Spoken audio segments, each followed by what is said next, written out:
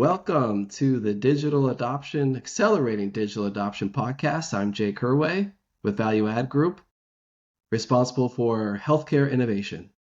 I'm joined here today with Nick. Thank you, Nick, Vice President, US Medical Genentech.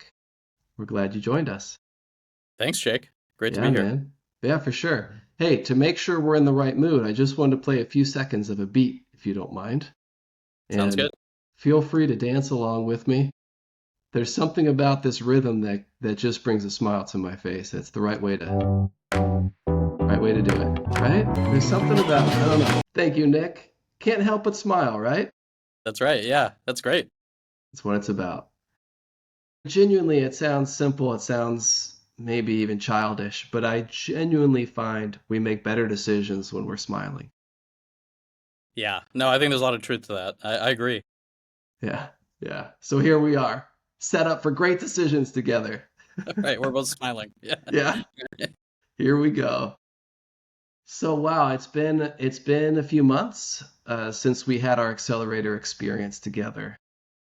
Yeah. No, I agree. The time's gone quickly, but it was a fantastic experience, and it's great to reconnect. And you were in the immersion experience, so you were with us in Moab. Yeah, that's right. Yeah, digital accelerator immersion, and yeah, my first time to Moab. So everything about it was a new experience and fantastic. I loved just being in Moab and kind of the different mind space that it puts you in. And that was perfect for learning more about how we can, accelerate adopting digital in our world. It was interesting. It was sort of a contrast. It's like you're in Moab surrounded by nature, and then you're speaking about digital, which is yeah, sort of all man-made to some degree. But that blend was great, kind of the outside in. Yeah, I appreciate that observation. It is a contradiction that I don't yet understand. I know it works, Yeah, I think it but works because I think it's a little bit of like when you bring together your right brain and your left brain. Um, Sometimes it's more powerful. And I think being surrounded by that sort of landscape, um, it sort of stimulates a little bit of your right brain and creativity. And then some of the content, you're kind of absorbing in the course is a little more of your left brain. But then bringing those together for like the business case that we did was great. you're a busy man, Nick. Obviously, VP over a big group of people. To take that time away to do another quote unquote leadership development experience. I mean, there's nothing worse than sitting in a room with a talking head who thinks they understand everything and giving you all this stuff that's like, okay, nice in theory, but in practice, you have no idea what I'm dealing with. What what made it difficult to choose this? I'm putting assumptions in your they're out there for you, but what made it difficult? What was the experience like compared to what you had experienced in the past? Was it worth all the time and effort that you had to put in and all the sacrifice that you had to make to participate? Sure. No, I think what made it difficult, yeah, I mean, I was a little uncertain when I was originally, sort of contacted by Justin and we were speaking about the course because it's to some degree it's a little bit of a non-traditional course. Yeah, like I said, I'd never been to Moab. Moab's not the easiest place to get to, so even the logistics of all of that is not as straightforward as just direct flight somewhere. And then just trying to think about like what am I going to learn from this course? How am I going to take that away and apply it to my day-to-day work?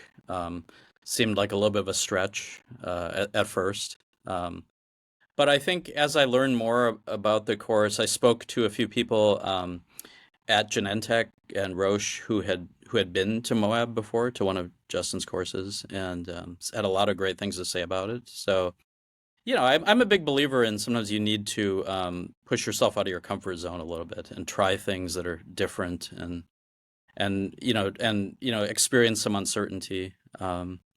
So I'm really glad that I signed up for it, and being there was great because it does push you out of your comfort zone a little bit. But I think that was part of the magic of it because I think I always tell people that's kind of where the magic happens, right? It's like, the part of where you're comfortable with and, where you're out of your comfort zone. And the magic really happens when you're out of your comfort zone and experiencing new things and new people and new ideas. So it was sort of all of that brought together. So what have you taken from that experience and applied? What difference has it made and how and what are you doing now that makes you a better leader, better at accelerating digital adoption than where you were before? Yeah, so the timing of the course actually was really great. It was a little serendipitous because at the time I was, trying to think about like how do I, think about my group, set my group up for the future. What are the things we need to be doing differently? How do we really leverage digital to really think differently about what we're doing and create more impact for patients? And the course, I think, helped me to understand a little bit more, not only just about digital, but kind of more about what's possible with digital and how do you apply. So how do you take some of the AI tools and learnings and then start to think about how can that create greater patient impact? How can that apply that to my day-to-day work? And one thing I've done since the course is I really have crafted a new vision for my group. I mean, it really helped me in thinking about my future vision for the group, and this notion of precision medical affairs, which is that is digital and AI enabled. And and in a nutshell, what that means is really using data and AI together to really better understand clinical care gaps across the US, for example, because we know that in many of the diseases where we have treatments as a company, we know that healthcare is very disparate in all the different parts of the US, and there are various drivers for why that is. So understanding with precision and with geographic granularity, that what are the care gaps that may exist in Utah versus New York City versus Florida, and some of that we intuitively know, but we have now the opportunity with data and with AI to be more data driven. So it's I think it's allowed my group to really think about how do we serve as the missing link between our home office and our home office medical strategies that we're creating and our field-based colleagues who are interfacing with physicians in across the United States. And a year ago or so, we had, as a company, we had set up what's called the ecosystem model at Genentech, where our field-based folks are organized into 30 ecosystems across the U.S. that are based on patient volume and um, and different key healthcare systems, across the U.S. And we've never had the data to really understand how does care differ across these ecosystems and what specifically differs and what are the drivers of those. And we intuitively knew some of that from our field experience, but we would so because of the lack of data, we would create maybe one size fits all medical strategies or medical content or slide decks and then we would deploy them to all 30 ecosystems, which is fine. But I think now we have the opportunity to actually create more precision. So to understand, what are the key archetypes for a given disease? What are the key barriers across the 30 ecosystems? And then that allows us to create personalized content or personalized evidence generation. So then when our folks in the field are speaking with physicians or customers, they can have a much more impactful, engaging, and personalized conversation, which I think can ultimately deliver greater patient impact for us. So we're in the process right now, my group is, of really creating this together with our informatics colleagues and our AI experts in the company, creating this care gap tool essentially that can help us to we're starting with one of our key diseases, retinal vascular disease, diabetic eye disease, um, and seeing, can we, deploy this as proof of concept? And then once we understand the care gaps, can we create personalized content? And then can we pull that through end to end with our folks in the field? And then what is the impact of that? What is the from to shift we're creating? How are our physicians reacting to that, and how are they seeing us compared to our competitors? So yeah, we're very much in the early stages of this journey, but it was all stimulated actually by some of the thinking I was doing together with my colleagues at Moab. So there's this promise of data and AI that's staring you in the face right now. You've been able to take action on it. We find there's three parts that of a digital adoption journey that cause problems. And the first is just getting started. You got all this hype, all these things moving, but to actually focus it and zero it in and say, okay, here's where we're going and how. It's getting through stagnation. It sounds like you were able to do that. But then there's the buy-in. So you've got the focus, you've gotten through stagnation, but then it's building the buy-in and getting real buy-in, not just superficial, yeah, we're in, and then behind the scenes we're undermining what you're trying to do. And then it's crossing the finish line, which you have yet to do. You're probably somewhere in between that buy-in and finish line in the process. Those are three pain points that we focus on in these accelerators to help people get through. I'm interested because you've obviously, in your experience, been through similar change, similar adoption. With the tools you have, the things you've learned, the principles that you're applying, how does it compare in speed? This is all about accelerating. Is this moving faster, slower, the same? Is there anything you're doing that you could share with others that is actually accelerating the adoption of this vision and the getting you closer to the finish line faster? Sure. No, I think so. I think some of this, as you said, is it's a little bit of have to be in the a little bit of the intrapreneur mindset, if you will. In some of this digital adoption, it's like how do you take sort of the entrepreneurial mindset you might have in a small company, and actually earlier in my career, way back, around the time of the dot-com boom, almost 20 plus years ago, I actually left my medical training to do a startup. Have always had that entrepreneurial spirit as part of my kind of things that part of what I love. But and unfortunately that startup didn't pan out, and our timing couldn't have been worse because the market was sort of crashing with the dot-com crash as we were peaking as a company. But so I had to close that down and rejoin my medical training and ultimately join the pharmaceutical industry. But some of that spirit has sort of stuck with me in my time in biotechnology and pharma in terms of this entrepreneurial mindset. So how do you take that entrepreneurial thinking and bring that within a big company to really move the needle for patients? And I think one way we're accelerating is really, as you said, trying to quickly get to essentially an MVP, so a most minimal viable product, essentially, to help make it a little more tangible for people internally as to what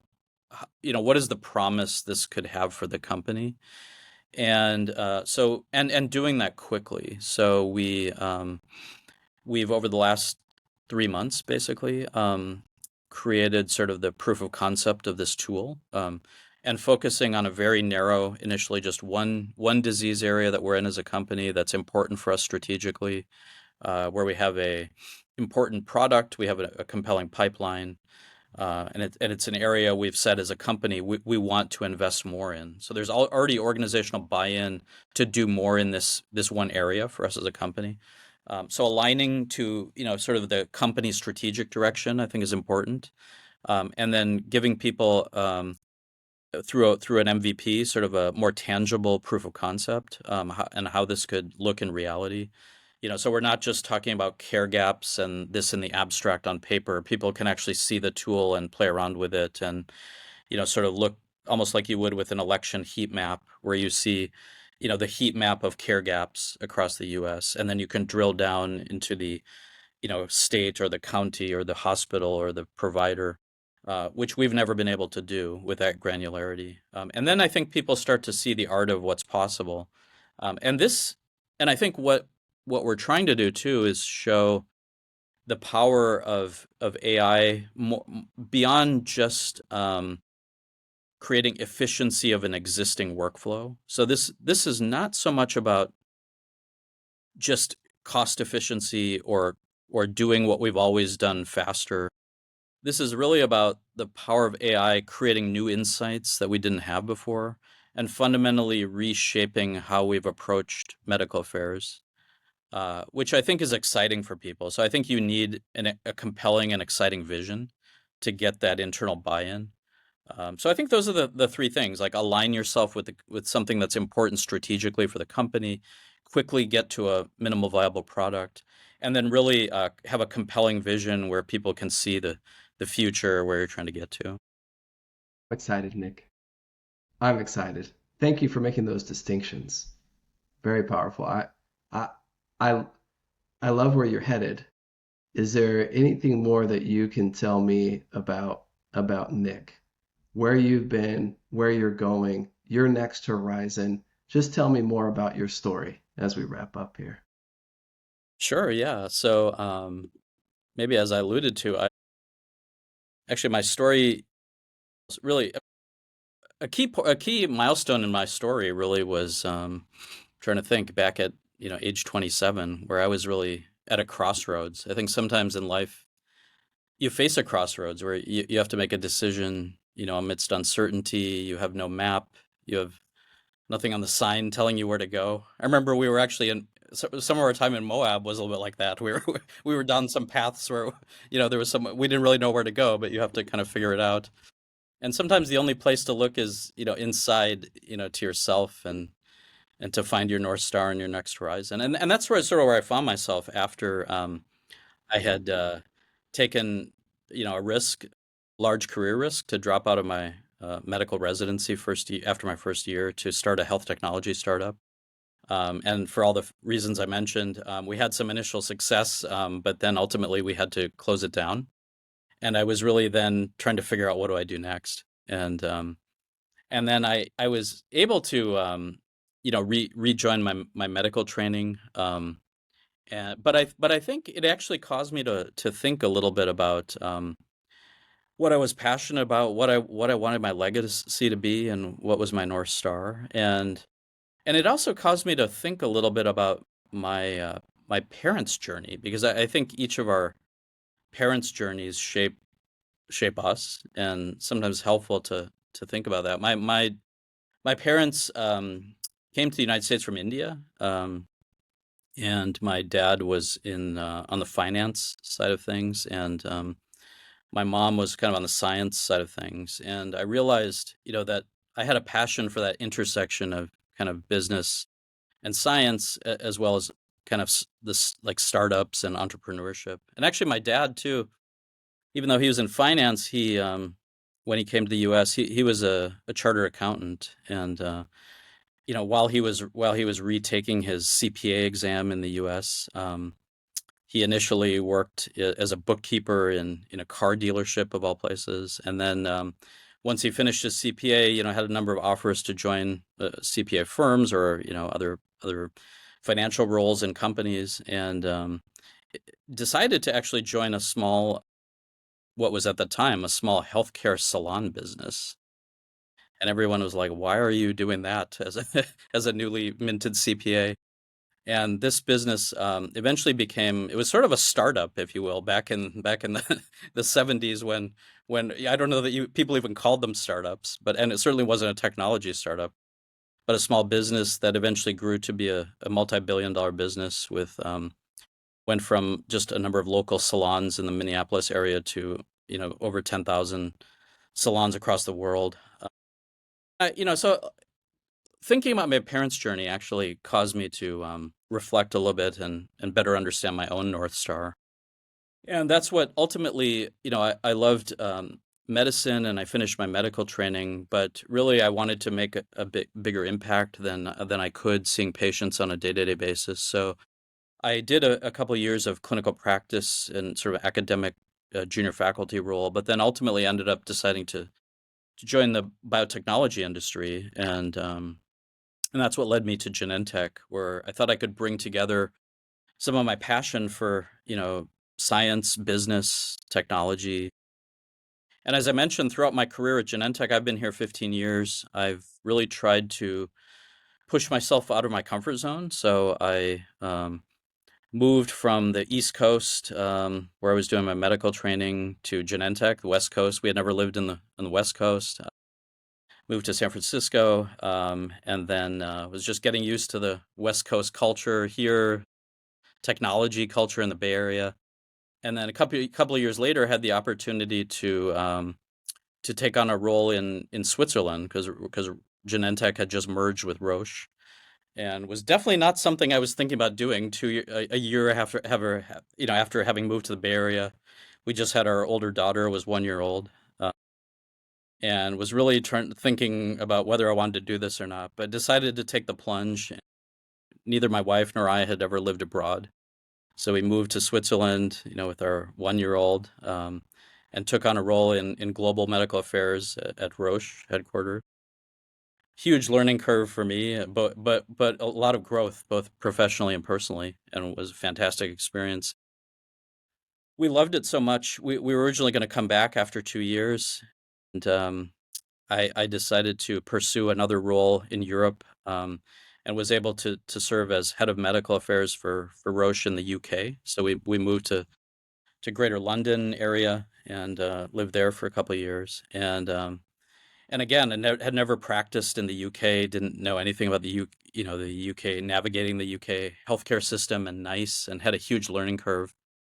But each of those things definitely pushed me out of my comfort zone. But I felt like I grew a lot, both professionally and personally, and added breadth in addition to depth. And then finally, my next step also I continued to push myself out of my zone. I'd been working in medical affairs at that point for about 6 years, and wanted to get more experience on the commercial side of things, but didn't have an MBA, had never done any commercial roles, didn't really have any commercial experience. So it was a little bit of a tough sell for me to just step into a commercial role, but was able to find one in global product strategy as a commercial pipeline director that I was able to take on. And so we moved back to the Bay Area from Europe after having been there about 5 years into a commercial role. So I actually moved from being, head of a medical group in the UK, so being a manager of managers, leading a team of about 100 people,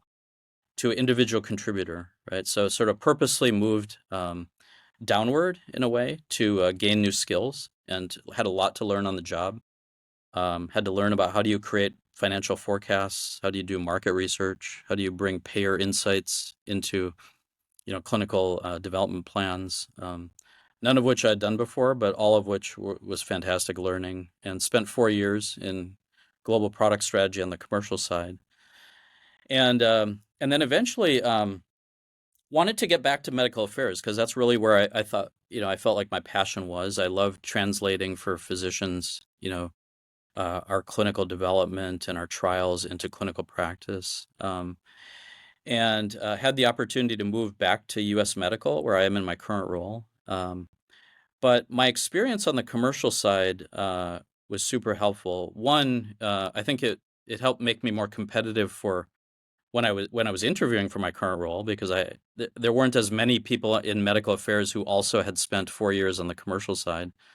But then also in my current role, when I'm interfacing with our commercial colleagues, I also have a much better idea of kind of what are they thinking about, what is their perspective, because medical affairs sits very much at the intersection between clinical development and commercial. Um, so I think I always tell people, some of my advice to people is always, get a good understanding of your North Star and where you're passionate about, but along the way, don't be too predetermined about your journey. Take advantage of new opportunities that may arise, even when they're unexpected, and push yourself out of your comfort zone to do new things and gain breadth in addition to depth, as well as don't be afraid to move down to move up, or to move sideways to move up. Because I think many times people are always just looking about how do I advance within a company linearly within my group. And I think sometimes you have to think more as a lattice or kind of matrix. Sometimes how do I move sideways, which could then help me move further further up than I would have been able to do.